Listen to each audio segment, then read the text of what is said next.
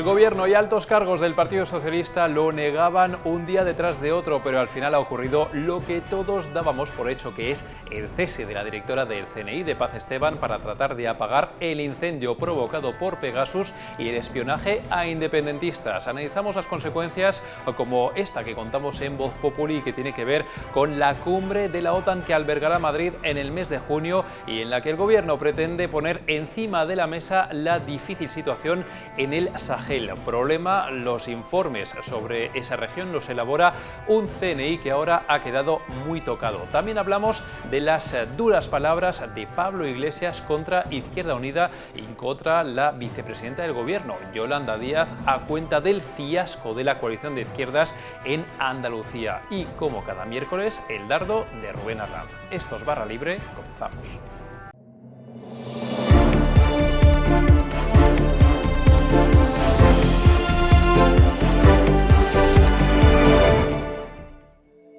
Y comenzamos ya esta edición de Barra Libre. Ya lo saben, Paz Esteban es historia en el Centro Nacional de Inteligencia y esto evidentemente tiene muchas consecuencias, unas de las cuales estamos analizando en esta jornada en Voz Populi. Queremos hablar con nuestro compañero, con Jorge Sainz. ¿Qué tal, Jorge? ¿Cómo estás? ¿Qué tal, Alberto? Muy bien. A ver, Jorge, aquí hay muchas cosas que contar. Lo primero de todo es decir que hace una semana estabais aquí en el plató, Javier Portillo y tú, y ya estabais diciendo claramente lo que iba a pasar. A pesar de que lo iba negando el gobierno uno detrás de otro, al final Paz Esteban ha caído y ahora nos encontramos con las consecuencias. Una de ellas, Jorge, la estás contando hoy, tiene que ver con la cumbre de la OTAN que Madrid va a albergar a finales del mes de junio, porque claro, la situación del CNI, las dudas que planean sobre el Centro Nacional de Inteligencia también pueden lastrar de alguna manera algunos de los temas que España quiere poner encima de la mesa en esa cumbre.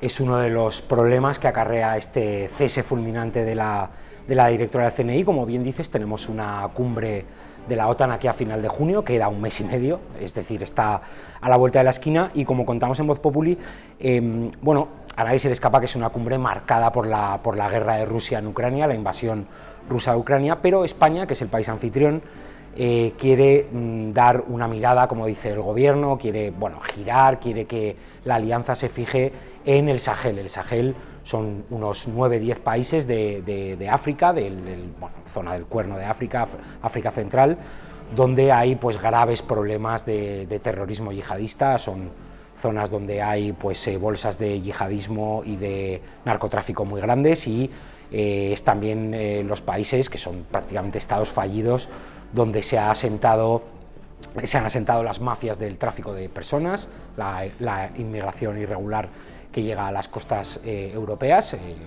España entre ellos, y efectivamente España quiere que la alianza tenga en cuenta esas amenazas, precisamente ahora que Francia está retirando sus tropas del Sahel. ¿Qué ocurre? Bueno, pues que el CNI juega un papel determinante en esta cumbre en lo que se refiere al Sahel, porque sus informes de inteligencia en la zona, recordemos que España tiene bastantes tropas desplegadas por ahí, creo que son unos 600 efectivos, pues son determinantes para convencer a los aliados de que no se pierda ese flanco sur a pesar de lo que está ocurriendo en nuestras fronteras al este de Europa, ¿no? Paz Esteban es la persona que ha estado desarrollando este trabajo y ahora ha sido sustituida, con lo cual contamos en Voz Populi y nos cuentan pues que hay cierta inquietud en el CNI porque esta apuesta de España por esta mirada sur, esta mirada al flanco sur de la OTAN, pues sea un fiasco en la cumbre de finales de junio. Es verdad que España ha tenido mucho interés en lo que ha ocurrido en la región del Sahel en estos últimos años. La Unión Europea también se ha volcado en los últimos años.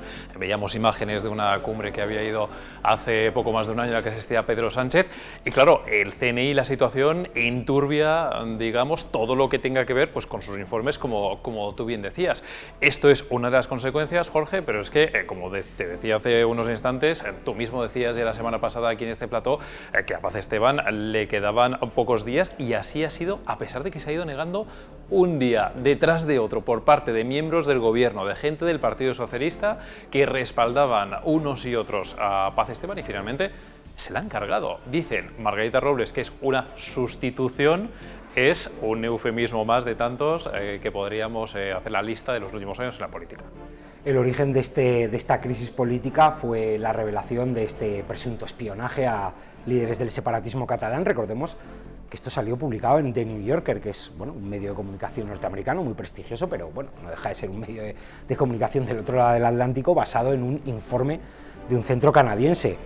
La propia Paz Esteban estuvo la semana pasada en el Congreso y había bastantes diferencias entre lo que decía ese centro y lo que admitió el CNI. El CNI habló de bueno, una intervención de los teléfonos de 18 dirigentes independentistas catalanes, todos por supuesto con aval judicial, mientras que el centro canadiense que publicó el informe de New Yorker pues hablaba de 65, hasta 65 personas, no está muy claro exactamente de dónde sacan esa información. Bueno, el gobierno ha demostrado que su debilidad parlamentaria pues es muy grande.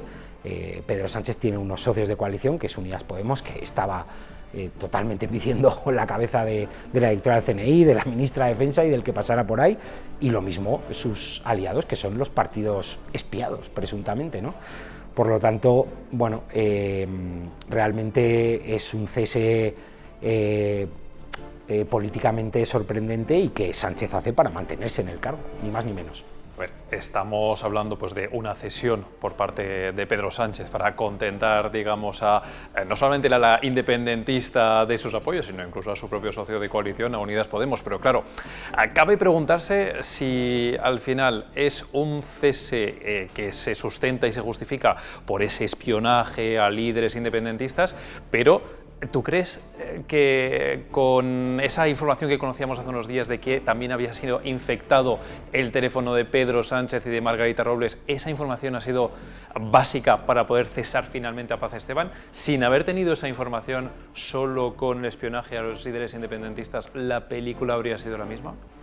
El relato que ha tratado de crear el gobierno no se ha sostenido, que es efectivamente el de la intervención de los teléfonos de Sánchez, de Marlaska o de la propia Margarita Robles. Lo más increíble de lo que ha sucedido el martes en el Consejo de Ministros es que nadie del gobierno ha sido capaz de explicar públicamente por qué se ha relevado, se ha cesado, se ha sustituido, como decías, a la directora del CNI. No se ha explicado. Margarita Robles ha comparecido, ha dicho que era un relevo natural para dar un impulso al centro, no se sostiene, una justificación absolutamente que no se sostiene. Se le ha preguntado de 15, 20 maneras diferentes para que explicara quién había tomado esa decisión y por qué, no lo han dicho y todos sabemos la razón. Bueno, la razón es que Sánchez está en una minoría muy severa, Esquerra había amenazado con retirar su apoyo y eso suponía el final de la legislatura, ni más ni menos.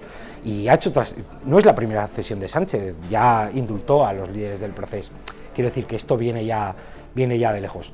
En mi opinión, el tema de los teléfonos del presidente ha quedado en segundo plano porque no se sostenía, no había una base para relevar a la directora del CNI porque se hubieran metido en el teléfono de Sánchez. De hecho, ha quedado acreditado que no es responsabilidad del CNI esas tareas, sino más bien estaría en el entorno del ministro de la presidencia, de Félix Bolaños, y creo que otra de las grandes damnificadas de esta crisis, en contra de lo que parecía en un primer momento, es la propia Margarita Robles, que hoy se ha tragado uno de los peores sapos políticos seguramente de su carrera al tener que salir al Consejo de Ministros, a la rueda de prensa del Consejo de Ministros, y decir que se producía ese relevo, ¿no? Con lo cual, bueno, una crisis que, como siempre pasa en este gobierno, deja sus cicatrices, pasa pero deja sus cicatrices.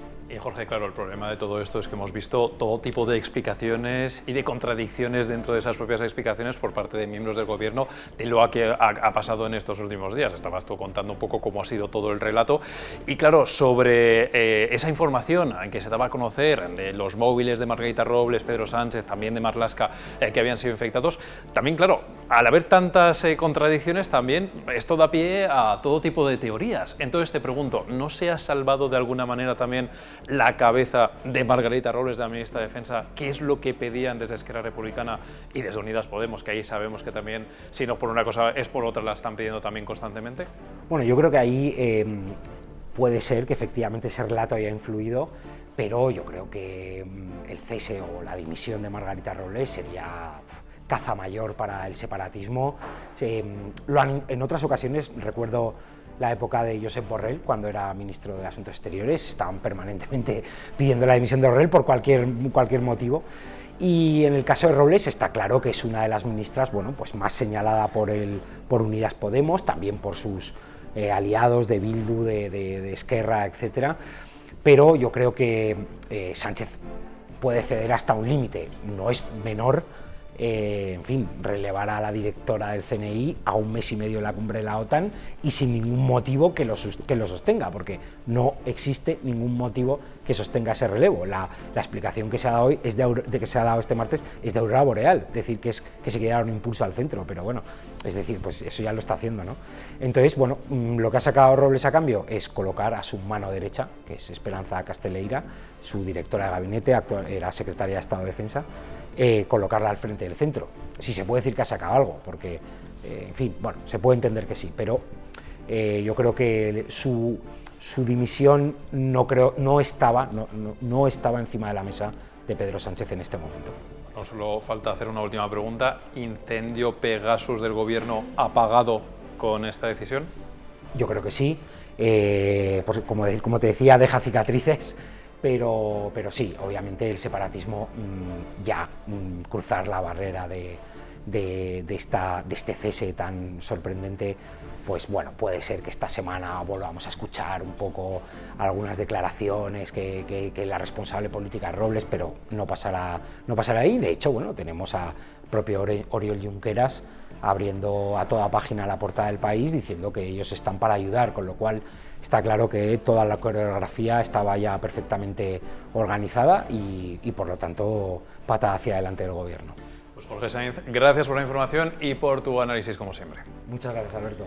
Y decíamos que tenemos muchas informaciones al respecto de lo que ha ocurrido en estas últimas horas que pueden leer en Voz Populi, por ejemplo, la información de nuestro compañero Jesús Ortega, que también explica el malestar que hay dentro del CNI con la propia ministra de Defensa, con Margarita Robles, y también pueden leer la opinión de nuestro compañero Gaby Sainz. Por si acaso no se la han leído todavía, aquí les dejamos un pequeño resumen que pueden escuchar a continuación. El Gobierno ha cesado a la hasta ahora directora del Centro Nacional de Inteligencia, Paz Esteban, por cumplir con su deber. Eso es así si nos atenemos a la explicación surrealista que ha dado la ministra de Defensa, Margarita Robles, en la rueda de prensa posterior al Consejo de Ministros.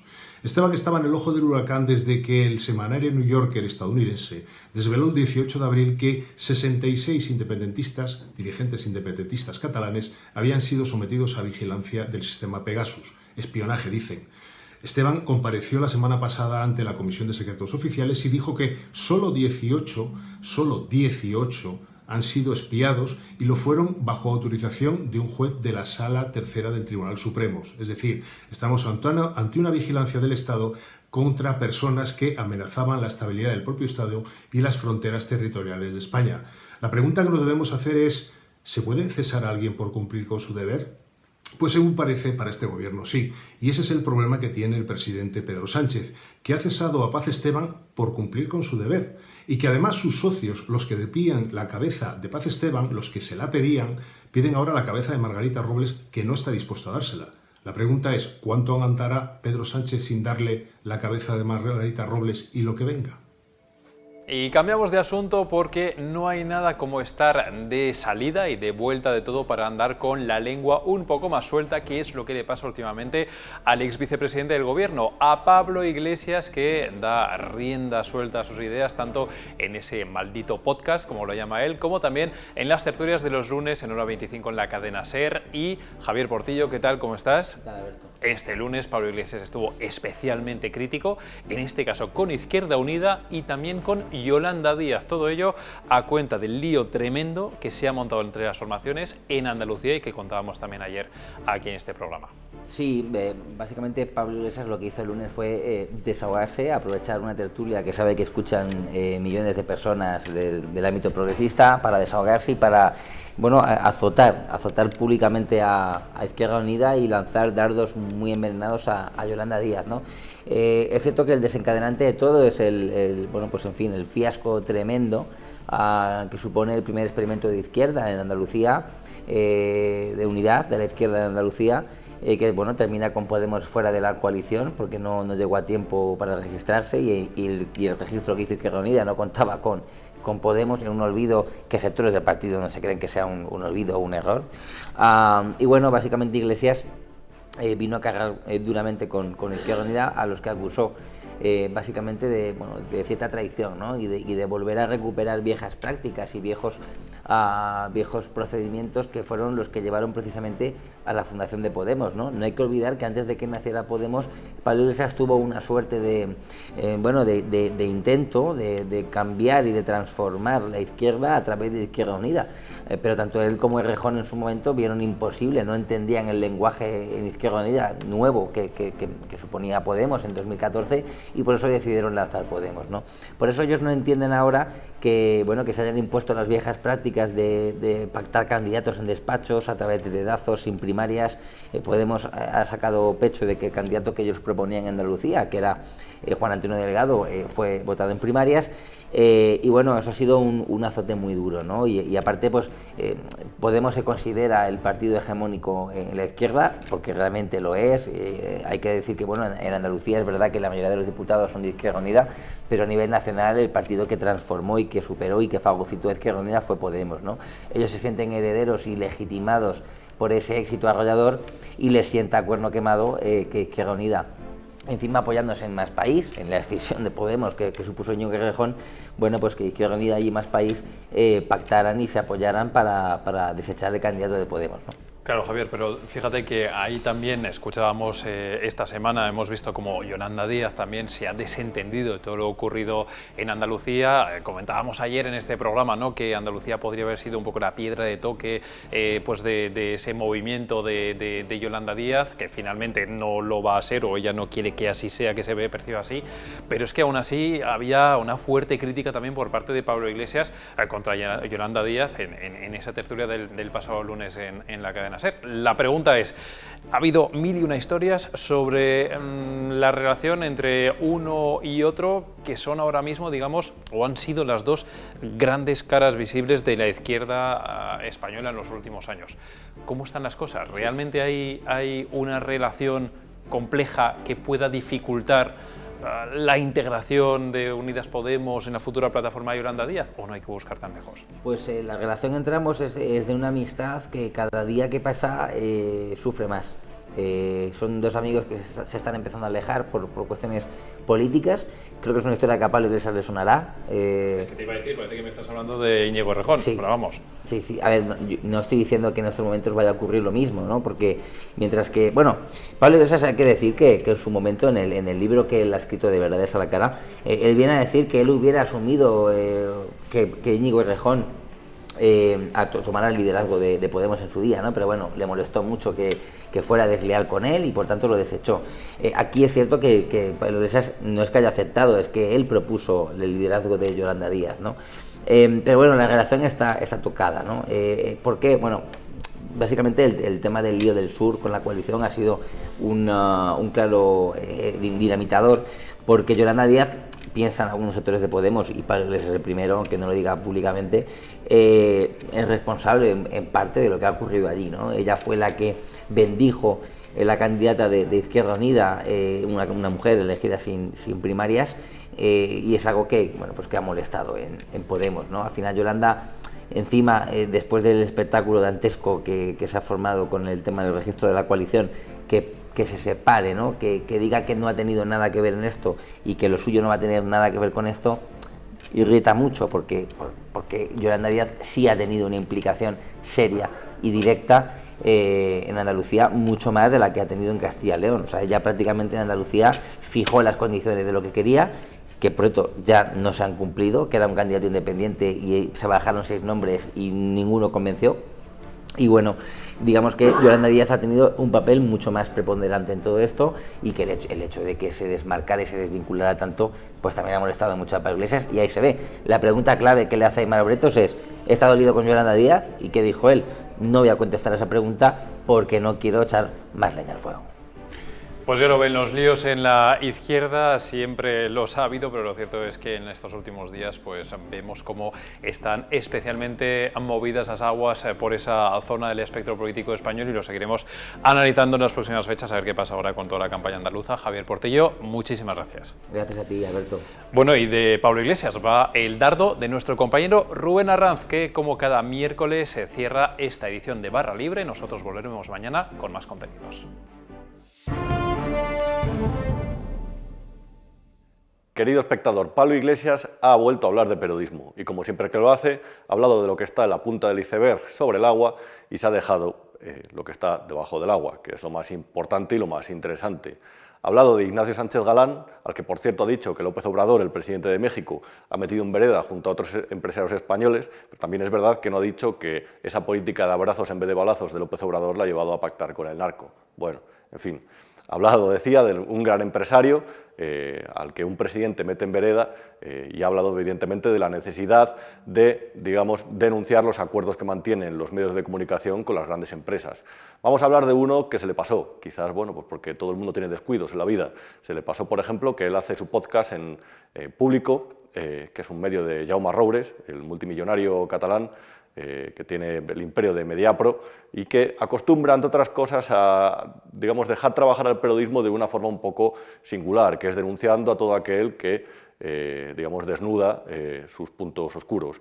Eso ha pasado, entre otros, con Crónica Global, con este propio medio de comunicación, con este periodista que les habla, y bueno, pues es la actitud de Roures, que se le olvidó decirlo a Iglesias. Llama la atención porque esta persona que acostumbra pues, a poner el tramabús, el famoso autobús que echaron a andar por toda España para denunciar a los responsables de la corrupción del Estado, tenía a Juan Luis Cebrián, expresidente del Grupo Prisa, y Pablo Iglesias colabora en la cadena SER, actualmente en el Grupo Prisa, que tiene exactamente los mismos accionistas que hace unos años, salvo el HSBC. Por supuesto, el ego de Iglesias está por encima de los principios. Y por supuesto, hay determinadas cosas que tampoco decía sobre él Luis María Ansón, en un artículo que le dedicó hace unos días, que por supuesto era laudatorio, como todos las últimas decenas de los que ha escrito el afamado y venerado periodista y académico, y en el que, digamos, Ansón ensalzaba la fama como intelectual, como político, brillante, decía, de Pablo Iglesias, pero digamos que no se refería a estos asuntos, a estas verdades selectivas que siempre acostumbra a decir Pablo Iglesias, a estos disparos que siempre van hacia los mismos objetivos y que, como decía al principio de esta exposición, dejan lo que está debajo del iceberg, que es una mayoría, lo que está debajo del agua del iceberg, lo dejan sin tratar. Pero bueno, ya se sabe, el ego de Iglesias está por encima de sus principios y las verdades siempre las dice de forma selectiva, porque a Pablo Iglesias no le interesa la verdad, le interesa la política y le interesa su propia ideología. Pero bueno, querido espectador, lo que siempre le digo, esto es lo que hay.